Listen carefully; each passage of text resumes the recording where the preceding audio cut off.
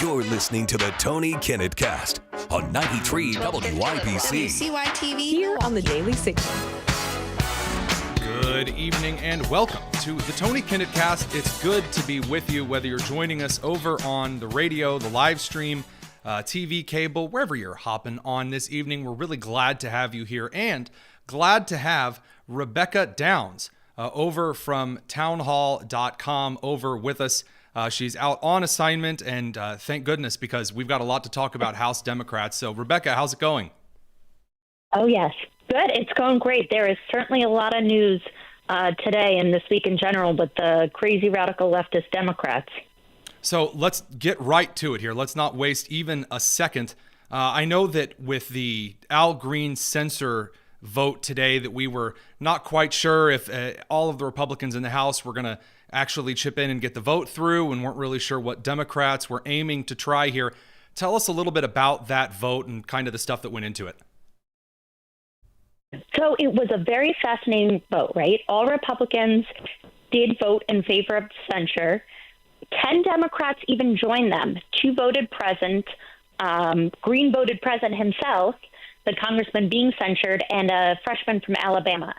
So once they had the votes, and I had a feeling they would, although you never know. You never know. With Republicans in Congress these days. Yeah. Green had to present himself at the well. That's usually typical with censures. And when Speaker Mike Johnson was going to read his rebuke, again, this is all formal procedure here, the Democrats, Green included, kept singing "We Shall Overcome," as if, Green was some kind of martyr or victim and not having to face consequences for his own actions. I wasn't quite aware of what they were singing. By the way, here is that particular clip for those listening in. Rebecca, stay with us for a second here. Sure. By its adoption of House Resolution 189, the House has resolved that Representative Al Green be censured, that Representative Al Green forthwith present himself in the well of the House of Representatives for the pronouncement of censure, and that Representative Al Green be censured with public reading of this resolution by the Speaker. So I couldn't tell what they were singing, but the reason I bring this up and why it just tickles me is that you remember Ken Martin, I'm right? laughing here. The chair of the DNC. He released that big 5-page memo that we talked about. Remember what the entire summation of that particular memo was, what he said the Democrats were going to do?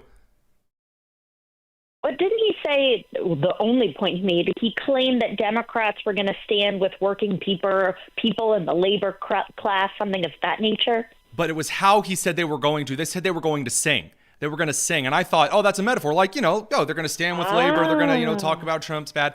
They're going to sing. I cannot believe that we actually got to a position today where the House Democrats, in protest of a guy shaking his cane, breaking decorum, all that stuff, decided singing was the maneuver. Yeah, after many warnings. Oh, many more. I've never actually seen the Speaker of the House in general shush the House before, like an annoyed parent. It was fantastic. Last question I have here for you. I want to talk about the Oversight Committee nonsense. Ayanna Pressley, Jasmine Crockett. Yeah. What is going on with them? Do we know if the House leadership, like Hakeem Jeffries, has any kind of communication with the House Progressive Caucus? And does he know that they're embarrassing the entire Democratic Party openly? That is an excellent question, Tony. I don't know for sure myself on that. I wonder if he is even aware of such reality, if he even cares, because he's so busy talking about the price of eggs and trying to put the American people into this delusional sentiment that, Democrats are the ones who want to lower the border numbers. Of course, that's not the case. I think they're so, pardon my expression, they're so busy with their heads up their behinds that I don't think they're coordinated enough to do that. Which is really incredible. I really don't. They're coordinated enough to sing songs, but they're not coordinated enough to keep themselves from nuking just their entire political prospects right at the outset. Rebecca Downs from townhall.com. Thanks for joining us. I want to catch some of the crew on the show up on some of these clips, so we'll chat at you real soon. You guys really aren't going to believe how incredibly awkward some of these particular clips are, because the Democrats in the House are just destroying any chance that they have of being effective in committees, on campaigns, The midterm elections, of course, are in the distance. That's the next thing in the crosshairs. And there are some things the Democrats could theoretically talk about, and they're not doing any of that. And it's not even just a general show when you're in the Trump State of the Union address or when they're out in front of the American people in media. That's when they're acting foolish. They're even getting crazy inside the committees themselves. Here's Ayanna Pressley losing it over an article in the Oversight Committee, going toe-to-toe with James Cover and shouting all kinds of stuff. My goodness. Chair recognizes Mr. Chairman, I have unanimous consent request. Mr. Chairman, I have unanimous consent request. Proceed. I'd like to seek unanimous consent to enter into the record this article, and I'll do this as a survivor of sexual violence myself. This is from Courts, March 2018. Without objection, so ordered. Data from Texas shows that U.S.-born... Without objection, so ordered. We've put it in the record. I haven't entered it. You have what? Mr. Chair, can I have several articles. I need to enter them. Let me just go ahead with what the articles are. What they speak to. What's the next article? Let me proceed. Data from Texas shows that U.S.-born Americans commit more rape and murder than immigrants. Listen, this trend of you all trying to get thrown out of committees so you can get on MSNBC is going to end. We're not going to put up with it. This is my procedural right. Okay, so here's what happened. She said, I would like to enter an article into the record. That's a committee process in the Robert Rules of Order. And so then you're just supposed to submit the article. And then she wants to start reading the article and like summarizing it for everyone, which, guys, that's my job. I read the articles and summarize it. You know, the committee does that not during the committee when is testimony time. Committees have public hearings for open testimony and debate, not reading the articles line by line. And she knows this, but she wants to be thrown out of committee, like Al Green was censured and thrown out of Congress. Because if you do this right, if you do get thrown out of committee, then you can have... Oh, don't mention how she looks, Tony. Don't mention how she looks. Representative Latifah Simon get up on television and claim that Al Green and other Democrats are thrown out of Congress because it's racism. Just old style racism. Here you go. Seems like a blatant disrespect for the House, and it wasn't coming from Representative Green. It was coming from the men behind him on the right side who were telling him and yelling, "Sit down." I mean, it felt like I was watching something in a history class of racists yelling at an elderly black man challenging the president of the United States not to cut medical care for the sick. So I don't know what history class she's talking about or any event where that happened, where there was like a meek, loving, kindly, elderly black man, and he stood up to say, "Don't cut the rights of the poor." And then everyone said, "Sit down," and they started shouting racial explicatives. So outside of her wild imagination, and that being the only different thing about her in particular, I would like to make the case, just very, very, very, very, very briefly, that maybe making everything about racism and making everything about LGBTQ plus 2IA whatever is what lost you the last election. And that going all in on this nonsense, this identity politics gibberish, is something Americans don't like. They do want you to protect women's sports and keep dudes out of their locker rooms and off of their courts and fields. And when House Minority Leader Hakeem Jeffries, the really lackluster House Minority Leader, I gotta say, kind of a downgrade from Pelosi, I'm a little shocked to see, he was completely flat-footed by a question about this yesterday, and I'm still shocked he didn't have a better answer. I want to ask about California Governor Gavin Newsom's comments saying that Democrats were in the wrong for allowing transgender athletes to compete in female and girls sports. What is your response to that after Democrats had opposed the women and girls in sports? I haven't seen his comments. What Democrats opposed was unleashing sexual predators on girls throughout the United States of America. Yeah, if you know what he was saying there, you have any idea, please let us know over at TonyKinnett.com. We'd love to hear what in the world that was supposed to mean.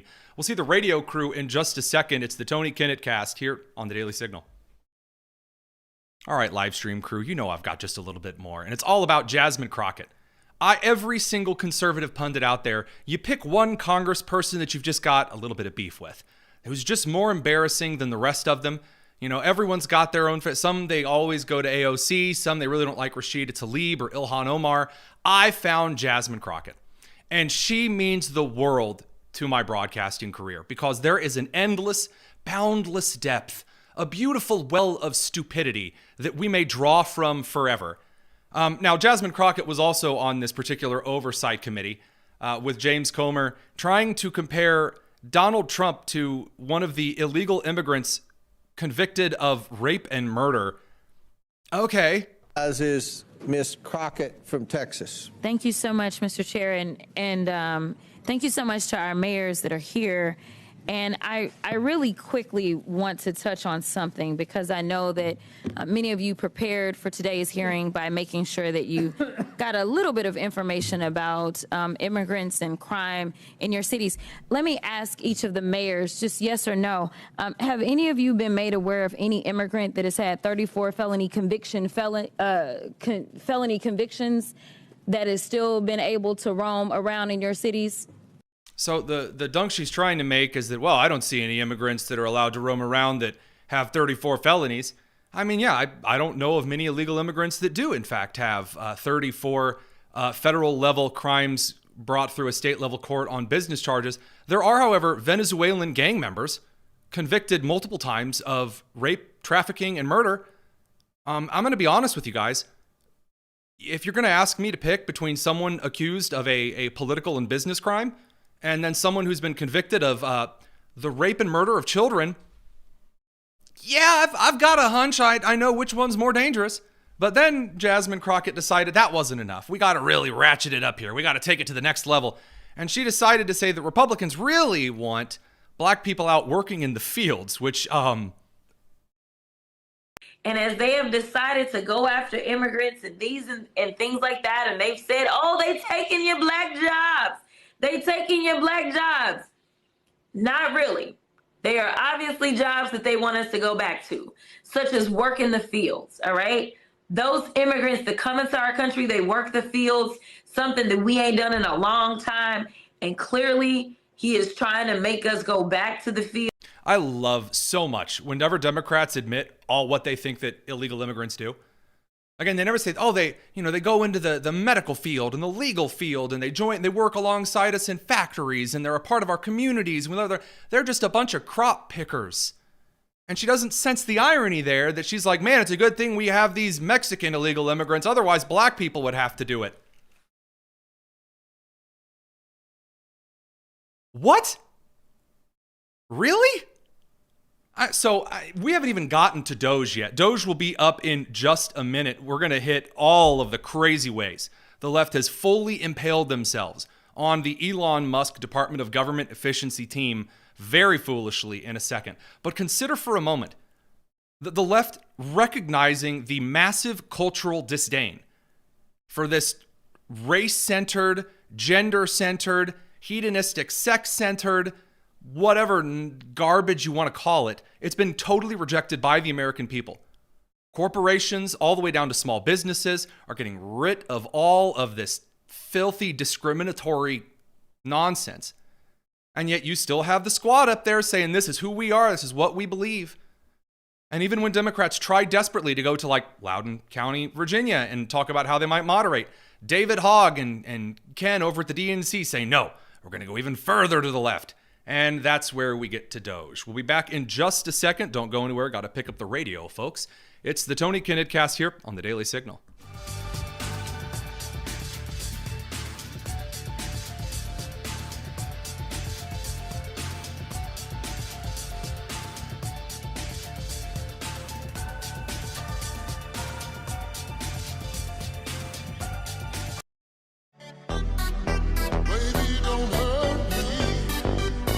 This is the Tony Kinnett Cast on 93 WIBC.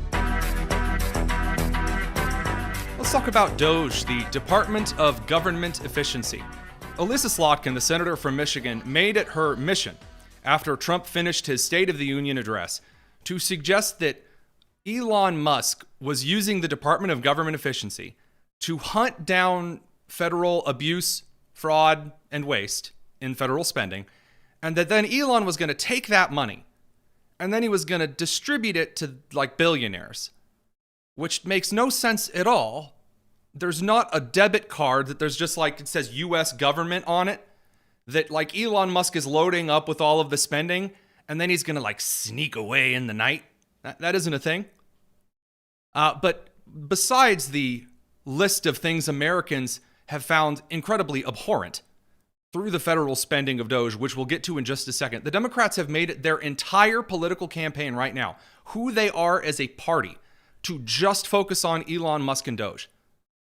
To the point where even right-leaning and libertarian and center, as many as there can be, media outlets have begun using their language to quantify their criticisms of the Trump administration so far, or their concerns, or just articles about the Department of Government Efficiency in general. So as a public service here, I'm going to remind y'all again what the Department of Government Efficiency is, how it functions, and what its authority is. Because there was an article that came out today. Well, there were several articles. Trump held a cabinet meeting in which he told the secretaries of their various departments and agencies that they were the ones who had the power to hire and fire in their departments. And the media treated this story as some huge scandal. Oh man, wow, this means this is new guidelines. You know, Trump and Elon are fighting finally, because that's what they've been hoping for ages. And oh man, there's infighting, and these are new guidelines. And Bloomberg, which operates this service called Newswire, was posting about these brand new guidelines that DOGE now has to follow. Guys, that ain't new. Since the very beginning, back into the campaign, Donald Trump said this: I'm going to appoint Elon Musk to a special commission called the Department of Government Efficiency, which Elon Musk named because he thought that the acronym being DOGE, an older internet meme, that would be funny and good, and that Elon Musk would look through with various technological tools that had never been used at the governmental level for that purpose, to look at how the United States federal government was spending its money. And then Elon Musk would make recommendations. That's it. Elon Musk is an advisor. Guys, there have been senior advisors who look over very sensitive data that have never seen the floor of a Senate confirmation hearing, because the only power they have is to go, hey, Mr. President, here's what I found. Here's my advice. There you go.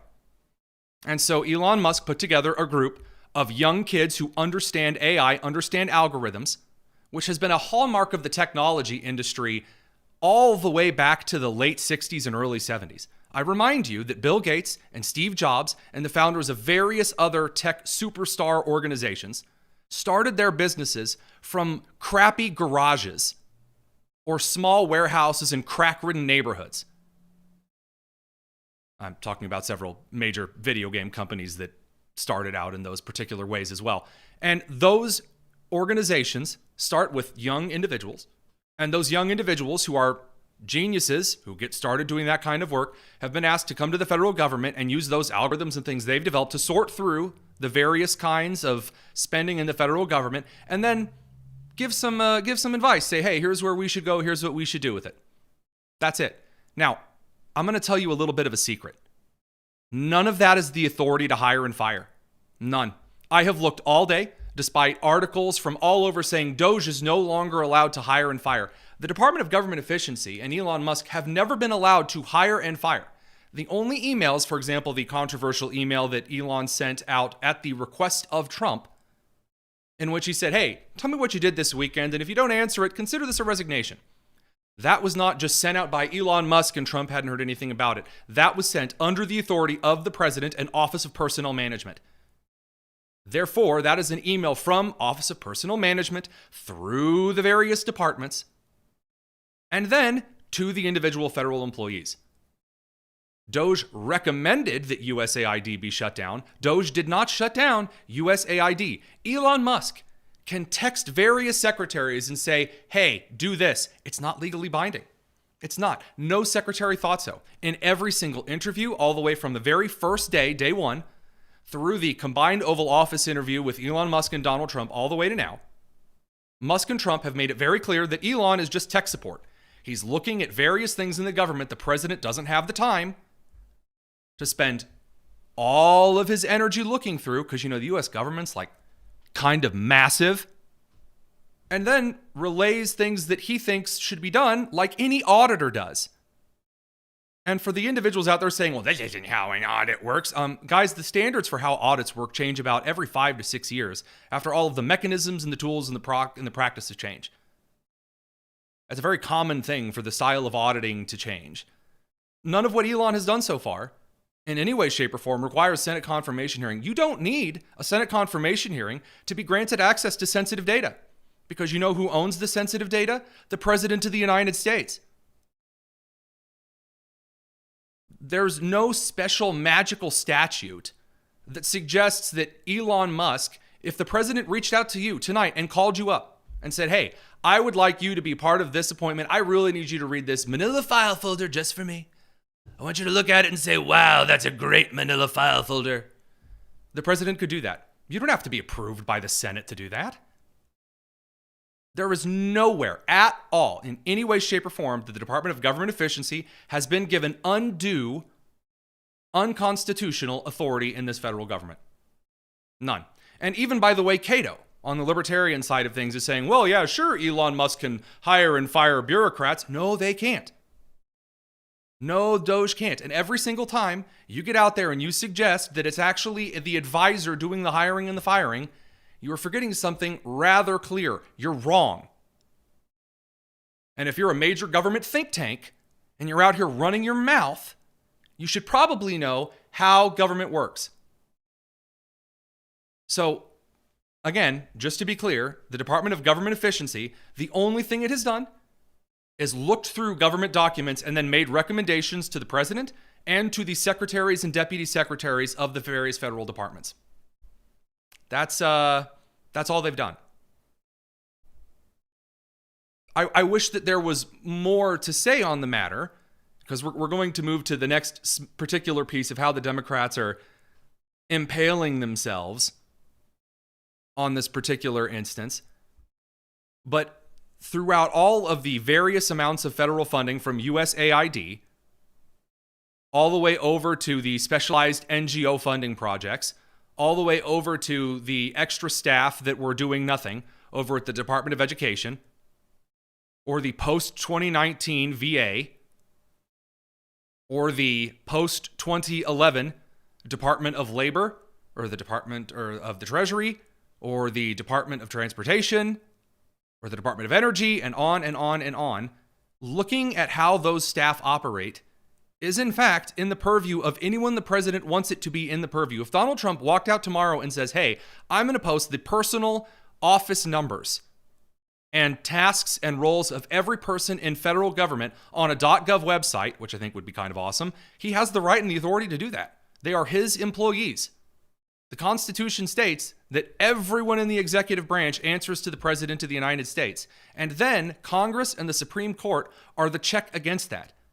And Americans, according to the polls, are very in favor of the exposure of waste, fraud, and abuse. But here's the real secret. Elon Musk isn't on the ballot. And the Democrats are currently running against Elon Musk. It's a wild strategy. And we'll talk a little bit how and see some of the effects of that with awful tweets with Jerry Lopez up next. So radio folks, we'll see you in a second. It's the Tony Kinnett Cast here on the Daily Signal. Every single panel, all the way from CNN to MSNBC, Senator Chuck Schumer, when he's not telling everyone how aroused he is, or House Minority Leader Hakeem Jeffries, Senator Slotkin from Michigan providing the Democrat response to Trump's speech yesterday, whether we're talking about Elizabeth Warren, whether we're talking about Nancy Pelosi over in the House, the same line is that there is some secret billionaire plot through the Trump administration that Elon Musk is actually the president of the United States. This is the line they've used, that he's now the secret president of the United States.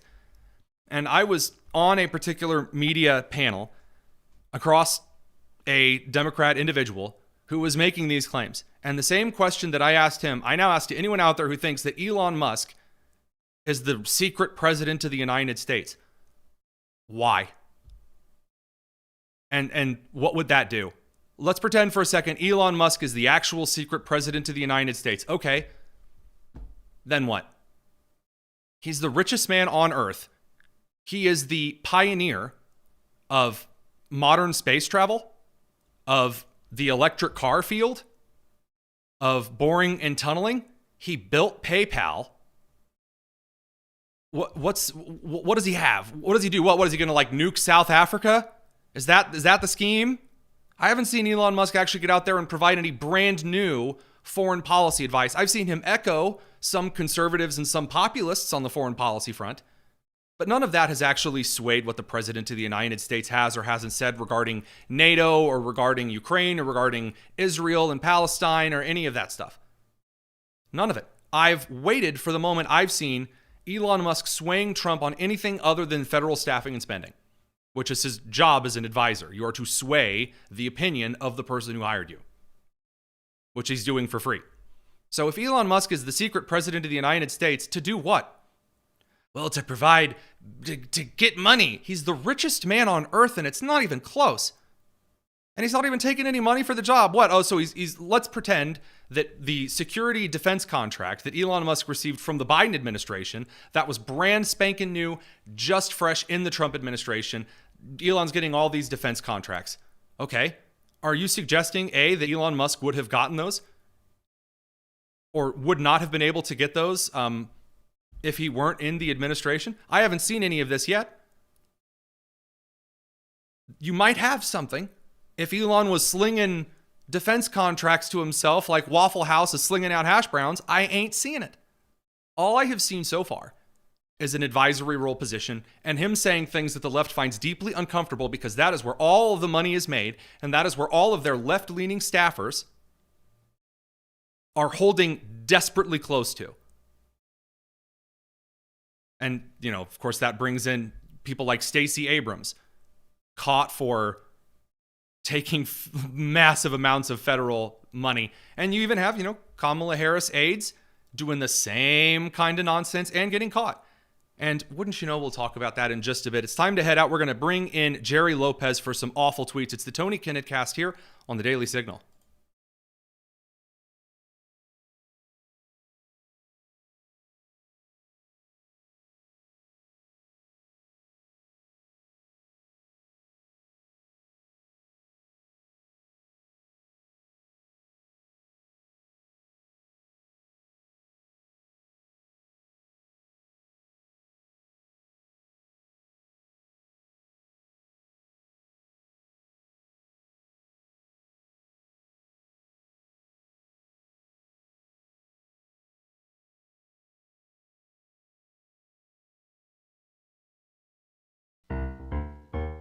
Awful tweets, the ones that no one ever deletes. Awful tweets on the Tony Kinnett Show. On 93 WIPC. It's time for a few awful tweets with our dear friend Jerry Lopez. He's at Indy Spanglish over on X. Jerry, start off by telling the decent, wonderful folks out there tuning into the Tony Kinnett cast how awful tweets works. Hey, so Awful Tweets is your chance to give a little bit of limelight to tweets you'll see throughout the week. So we do this every Thursday, and if you just find the worst social media posts, the worst takes that you can find, and we say tweets, but it doesn't have to be a tweet. It can be from Facebook. We've had the Nextdoor app. It could be from Instagram, TikTok, anywhere you want. Go ahead and send those in to Tony, and we'll pick out the best ones each week, and you get to hear me be tortured by them. It is true. The pain and the torture of the various social media posts of this internet, you guys are somehow getting worse. And I don't mean you're sending in fewer posts. You're sending in far more posts than ever before. It is a deluge. I feel like I'm wading through the social media posts, but they are getting more painful. And the one that was sent the most over the last 24 hours is a horrible social media post, because we were talking about how House Democrats have not been able to stop themselves from embarrassing the party and making midterms the furthest thing possible. Jerry, I hope you're ready. I've got the worst possible video. Here you go.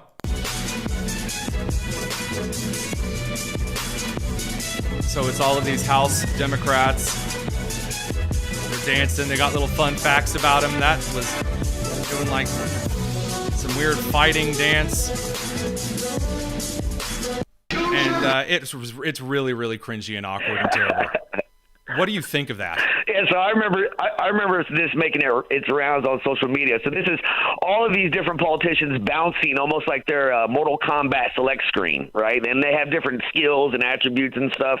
The problem with this game is I'm sure like many other games it would ask you your gender, and I don't know that anybody could get past that part, right? Because if you asked are you a male? Yes. Are you sure you're a male? Yes. Ask the character within the game if it prefers to be a male. You'd be there all day. It'd be no worth even playing. I mean, it's really just one of the worst possible things.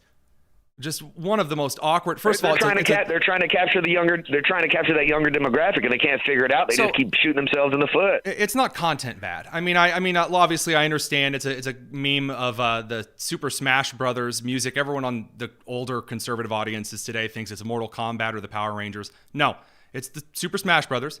But it's a meme for like children. And you're taxpayer-funded Congress people. Oh, the cringe. It hurts. It very, very much hurts. All right.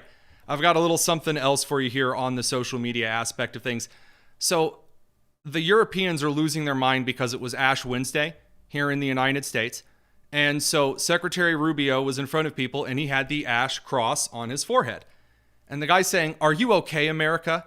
Implying that this is somehow a Christian takeover of the country or whatever. I mean, what a ridiculous take. What a ridiculous. Oh, we have Google right now. Just look it up, bub. It's not a smudge. It doesn't take that much work. Also, here's it's in the wrong order here. We have the mayor of Boston, who is quite the individual, the Honorable Wu, also in Congress with the ash cross on her head. And it's like a very common Catholic thing. I'm amazed that the Europores, well, I guess they've all given their countries over to the Muslim fundamentalists. So moving on, we've got a little something from Jason Whitlock, who is I guess some kind of Christian influencer guy over on the right. I've never really interacted with him or heard of him. But Andrew Tate's in the news right now because the guy who admitted to sex trafficking and pimping on screen, like on camera repeatedly, is back in the United States. He's being investigated by Florida.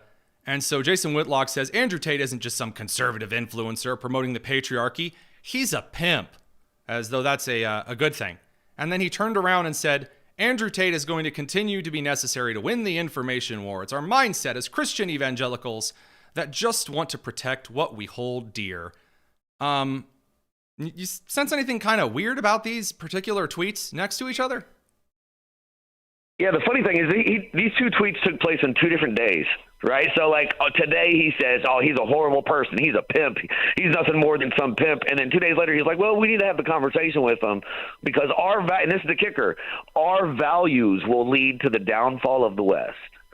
I think not holding up to our values is what's leading to the downfall. Yeah, I don't need to, again, just because someone occasionally says something that is true, like, again, that the leftist media is bad. That doesn't make them right about everything. And by the way, just for kicks and giggles, then Andrew Tate went on Candace Owens' podcast and admitted something that I don't think a lawyer would suggest you say on camera. Come get me, arrest me, perp walk me, put me on the news, tell everyone I'm a human trafficker. You think I'm not versed? You think I'm not ready? I'm a Navy SEAL in this shit. Fucking come get me, raid my house, take my stuff. You think I sleep with a full phone full of evidence? You think I don't wipe my phone every night? You think I'm dumb? What did he say? Wow. You think I sleep with a full phone full of evidence? You think I don't wipe my phone every night? You think I'm dumb? Come get me, arrest me. Let's do this all over again. I've had a conversation with him. You think I don't wipe my phone every night? You think I sleep with a phone full of evidence? Why are you wiping your phone every night? You know, by the way, we've talked about this in education.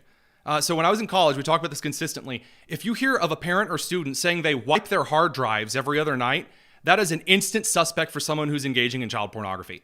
Those are the only people who wipe their hard drives every other day. I think I'll wipe my phone. Why are you wiping your phone every night? Why do you need to... What are you talking about? Anyway, moving along.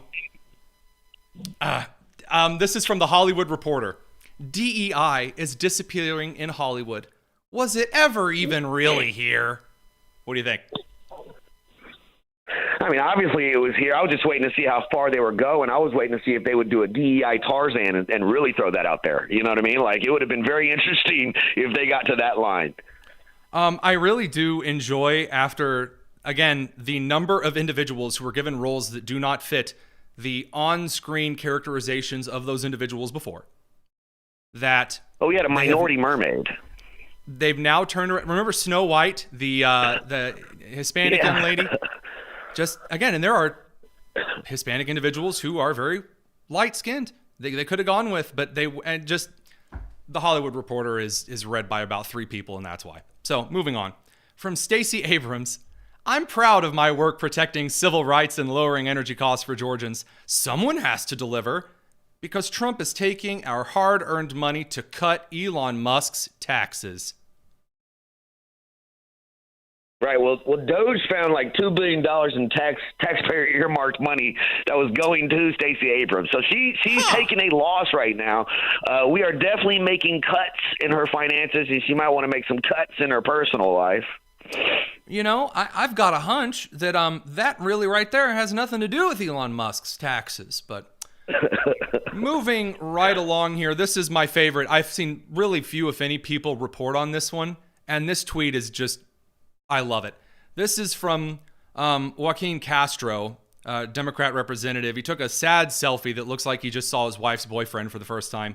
He says, in 6 weeks, Donald Trump has wrecked lives at home and abroad and battered our economy. He's taking this picture of himself at the State of the Union address. Tonight, you'll hear more slogans, more lies, and more justifications for the terrible policy Americans are now saying they regret supporting. Sources do, trust me. I'm here to hold him accountable. What do you think, Jerry? Is it brave, inspiring?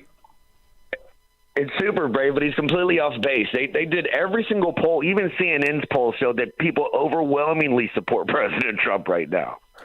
I just can't help but wonder if he was taking this photo in the middle of Democrats not clapping for the child with brain cancer. You know, because I don't remember Castro standing up and applauding, or the terrorist that was captured that murdered 13 U.S. troops, or the foster parents, or the guy who got his West Point appointment in front of the whole crowd. But, you know, move over to the wisdom of Joyanne Reid here. No longer at MSNBC. This is one of the best blue sky social posts we've ever been sent. Joy Reid says, "We will never be a monarchy. Know that." To quote the Lord of the Rings trilogy, Gondor has no king. Gondor needs no king. Amazing. Amazing. Yeah, this is how you know that these tweets are legitimately sent in and not prepared by us. I have never even watched this movie, this trilogy at all. I've heard of it. I don't get the reference, Tony. You don't get the reference? Well, it is my genuine joy and pleasure to inform you.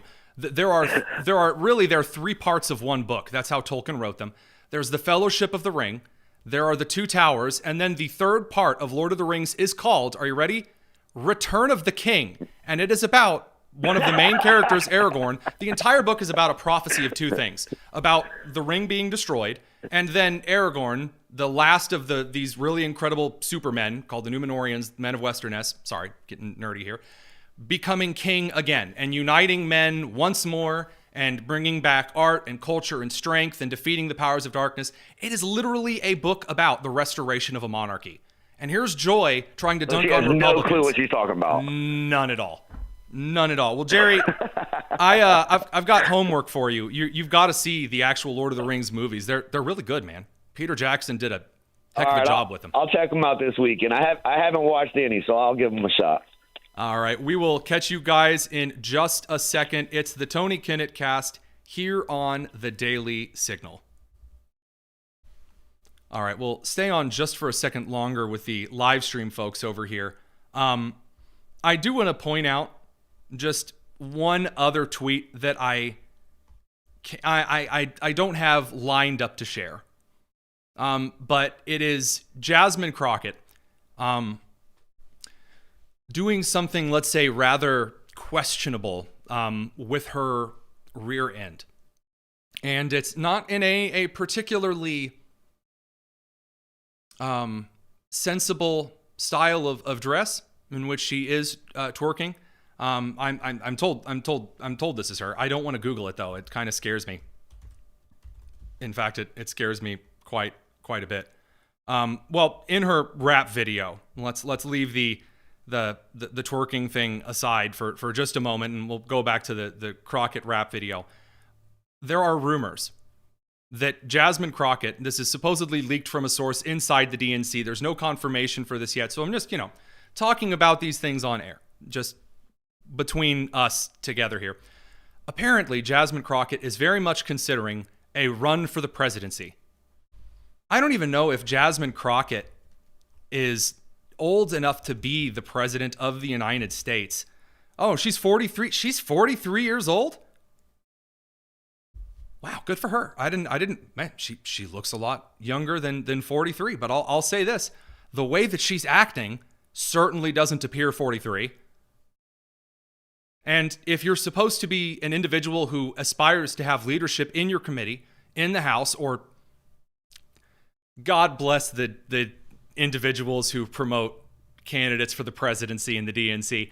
If you want to bid for the presidency, might I recommend not acting like a colossal embarrassment every time you get on camera. This is the real catch. There's a lot of kinds of embarrassment in the Democratic Party. There's a lot of kinds of embarrassment out in public as well. There's the kind of embarrassment that really only gets serious on TV. You get out there and you're really bad at media. You just don't make public statements. And usually those Democrats are just kind of shut behind locked doors and only allowed out in public very occasionally, like Al Green, for instance. Then you have individuals who only really seem to embarrass themselves on the floor of the House. So occasionally you have cat fights in the House of Representatives. That's a long-standing American tradition, just by the way, for the record. Not with cane fights today, but with cat claws. When you'll see Nancy Mace and AOC going, baby girl, back and forth to each other in the House. That's embarrassing. Jasmine Crockett is one of those rare, precious few individuals who encompasses every kind of political embarrassment at once. Okay, she hasn't married her brother, like some alleged representatives might have done. But, I mean, every other kind of embarrassment is checked. So if the bench in the upcoming election is Jasmine Crockett, and then Kamala Harris, Tim Walz, and J.B. Pritzker, I can't wait for that primary speech. Oh, I want it. I want it more than anything. So we're going to talk about old Governor J.B. Pritzker and some of the other gifts from on high here in a second. It's the Tony Kinnett cast here on the Daily Signal.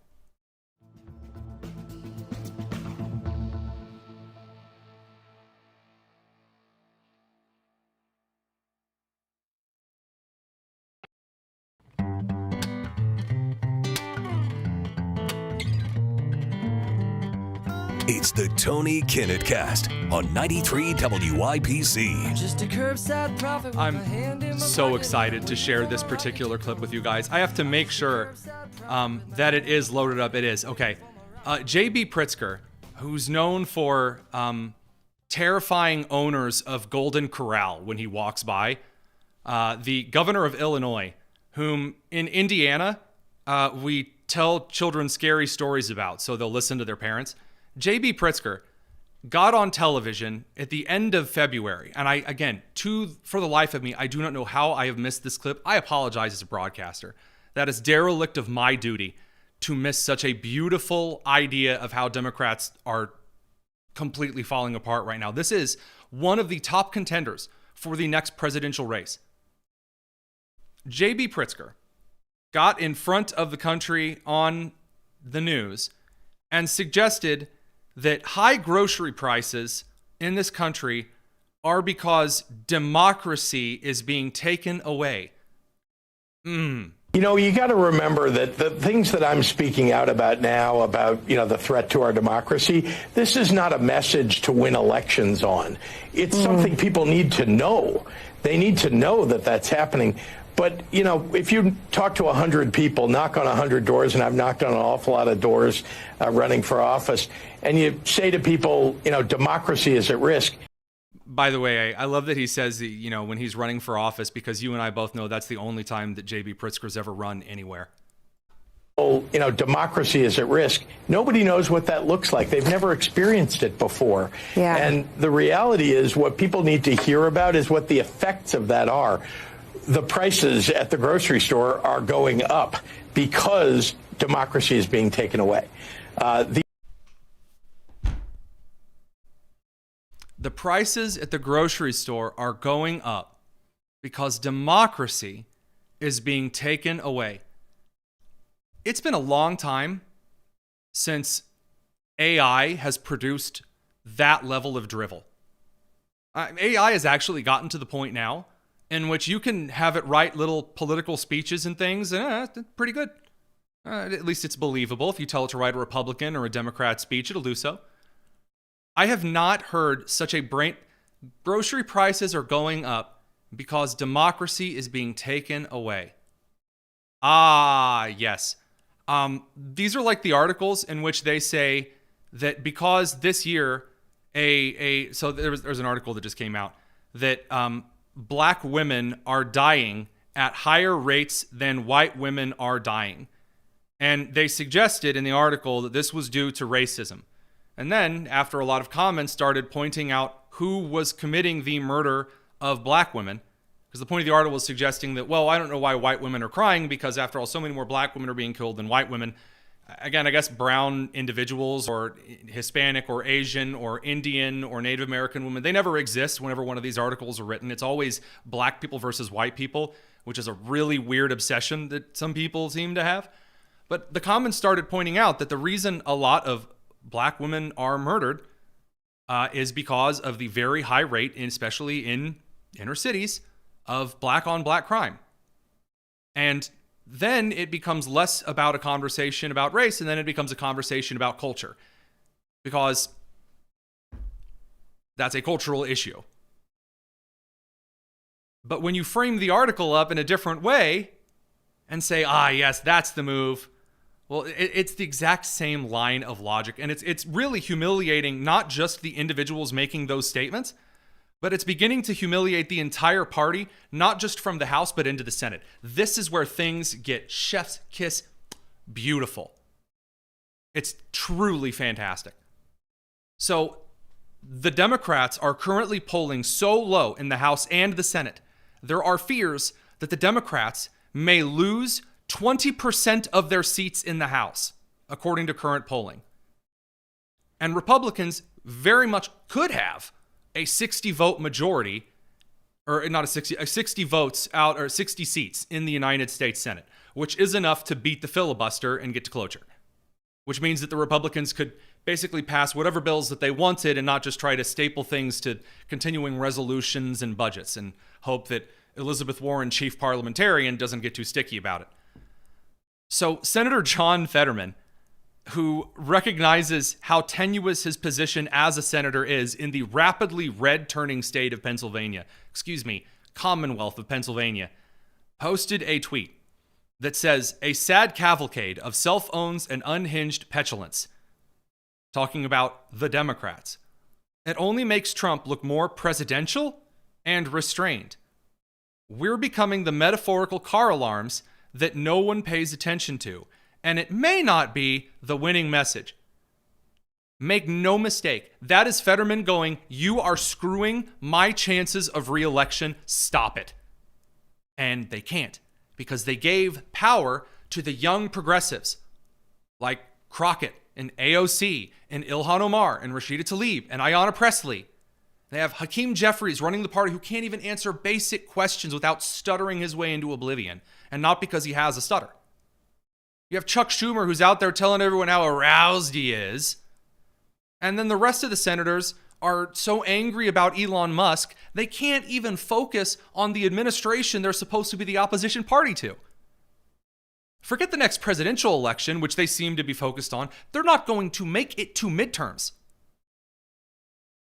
There are more people now that are interested in the Congress of the United States due to DOGE and Elon Musk putting immense social pressure on representatives of the House and the Senate,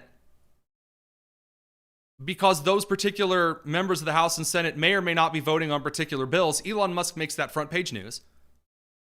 Americans are starting to pay a lot more attention to Congress than they used to. You could see an anomaly election in the midterms where Americans come out and hold a referendum on Congress itself, which has never happened before.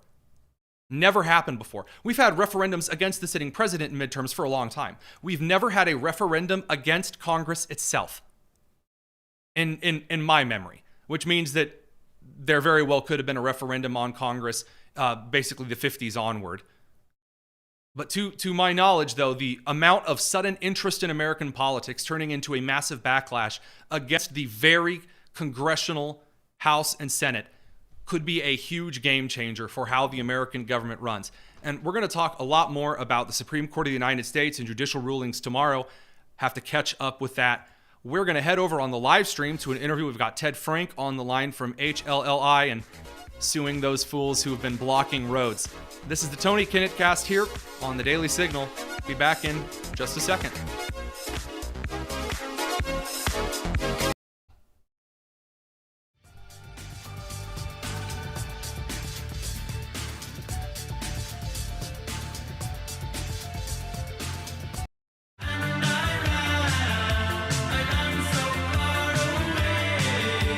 This is the Tony Kinnett Cast on 93 WIBC.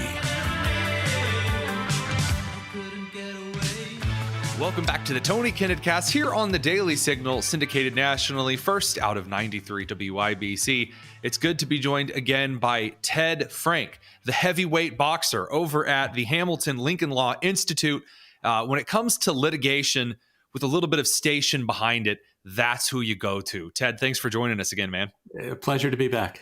So you've got some new stuff cooking, let's say. And I got to tell you, I'm really looking forward to the kind of the downstream effects of this, but why don't you tell the viewers and listeners about it? Absolutely.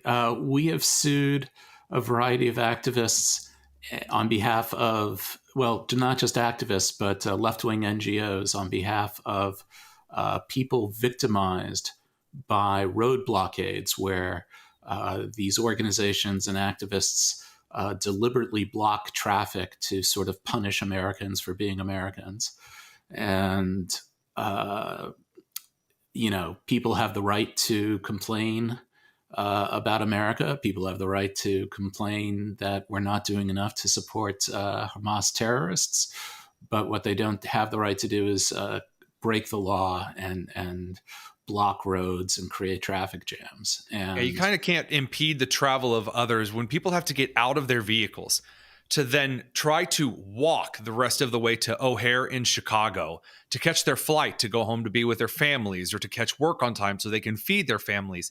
I mean, that's just unconscionable that someone would have to do that because someone wants to protest and block an interstate.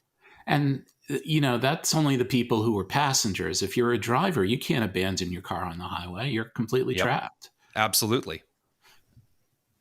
So let's dive into that a little bit more here. When you're looking at the Trump administration's executive order to effectively make sure that those who are on our college campuses or are participating in kind of immigrant visa programs here, and they get here and then they support things that are totally different. They participate in really anti-Semitic stuff. The Trump administration has done several things to combat anti-Semitism. They've done several things to combat the permanent, let's say, ignorance, I guess, feigned ignorance of federal officials that people who aren't citizens are coming here and advocating for terrorist organizations against the United States. Tell me how you guys play into this and kind of what this means for the future of the country. Well, I think it's a very encouraging executive order. This was something that the Biden administration ignored, and the Trump administration clearly plans to enforce, or at least put leverage, put pressure on the colleges and universities to create a non-hostile environment for Jewish students. With respect to our particular litigation, one of the things the executive order mentioned was the statute of 18 U.S.C. Section 241, which is a criminal statute against conspiring to violate the rights of others, including the impeding of interstate travel, which is absolutely what has happened in our cases, and was certainly a criminal act and certainly something that could be federally charged. And we now have instructions to the Department of Justice to be looking into that. And that would, I think, make a difference in our cases. If there are criminal convictions, that would suggest liability in and of itself. What do you mean, like from the precedent of like the court stance? So if a judge is looking over a particular case, whether it's to bring something up on charges, actually to like bring it into the court system itself, or in some kind of a ruling, if there have been convictions elsewhere, it's, I want to say, easier, more likely that a judge will act in that manner? You're bound, right? If you've been found guilty beyond a reasonable doubt in a criminal case, or if you've pled guilty to that, you can't deny liability in the civil case, or you can't deny at least that you have done what you're accused of. You might be able to raise some sort of other defenses in terms of the civil connections. But, in terms of justice, I think it's good. We engaged in these lawsuits because the justice system was falling short. These actions were happening. Local prosecutors, for whatever reason, because they felt these activists were on their side, because they didn't want to anger the activists, because they didn't want to anger the friends. God of the forbid activists. that the anti-Semitic barista at Columbia University or Northwestern University's feelings are hurt for half a second. Heaven forfend. And so local and state prosecutors were not stepping up. And under the Biden administration, at least federal prosecutors weren't stepping in either. And that just leaves civil recourse. And the courts are there exactly for civil recourse when criminal acts are going unpunished. And we felt, as Rabbi Hillel says, if not me, who? We felt that there was a need to come in and represent the unrepresented, the thousands of people adversely affected by these traffic blockades that the government wasn't standing up for. And you had very deep-pocketed NGOs blithely supporting these activities without consequence. And one would hope that will happen less often now that the Trump administration has sort of said there's a new sheriff in town and we're not going to tolerate this. But even if so, they're posting social media posts. We will not be deterred. Okay, well, that's why there are punitive damages. I love I'm sorry, I can't help but love the angle of, I should say, point out the U.S. code that you mentioned, not an angle, but a definitive statute of the law, that you're not even supposed to be allowed to conspire to remove the rights of others. And again, not a free speech discussion where you're just talking about random theories about, all right, guys, let's go and let's violate the rights of people, in this case to forbid them from freely traveling, in this act of obstruction and in some cases almost kidnapping. And I'm watching this weird situation draw out under a new administration, and I'm really looking forward to seeing some of these individuals all the way up until potentially congresswomen who have advocated on behalf of these protests that are blocking not just people out and about on daily business or for pleasure, but also fire vehicles and ambulances and police vehicles, things that keep communities safe. I really want to see the law carried out to its full extent here. And if not you, then who thing. This isn't just a case on the matter of defending a political view. These are, in fact, cases on the very rights of individuals in the United States. I completely agree. And it has nothing to do with the cause that they espouse on. I mean, the cause is abhorrent, but the conduct is illegal. Were in the case that it were pro-Israeli individuals that were blocking a highway, it would be the same situation. I think that's no matter the absolutely cause, and we can just pointing out the difference is right. The reason Hamas supporters do this is because they don't have the capacity for persuasive speech. And then some. Right. What their cause is so morally repulsive that 80% of the American people reject it. And they know this. And it's a raging temper tantrum. Well, fortunately, the age of scaring people into submission by yelling, by stealing flags, by desecrating statues and vandalizing campuses and halting traffic, that's not flying anymore. And one hopes. Yes. And we'll see how this plays out on the Columbia campus, where there's a sit-in now, and Columbia is at least starting to pretend that they have a spine and they're going to start expelling students. Whether they actually follow through on that is another question.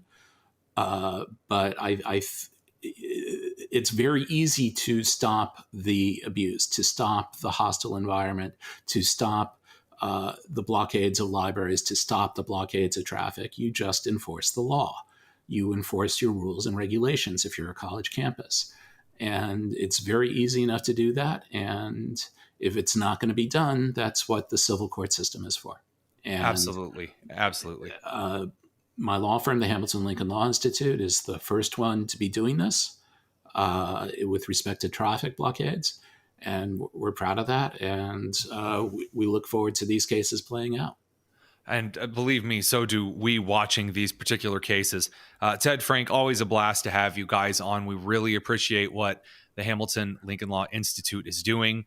And we look forward to seeing the results of these cases in the NGO tiers as a result. Thank you very much. Thanks for having me. Thanks for joining us this evening. Do us a favor, head down to the link in the description and follow us over on the podcast side of things, where we've got a few special surprises cooking up for you. We'll see you the same time, same place here tomorrow evening. I'm Tony Kinnett, and this has been the Tony Kinnett Cast with the Daily Signal, nationally syndicated and first on 93 WIBC. Take care.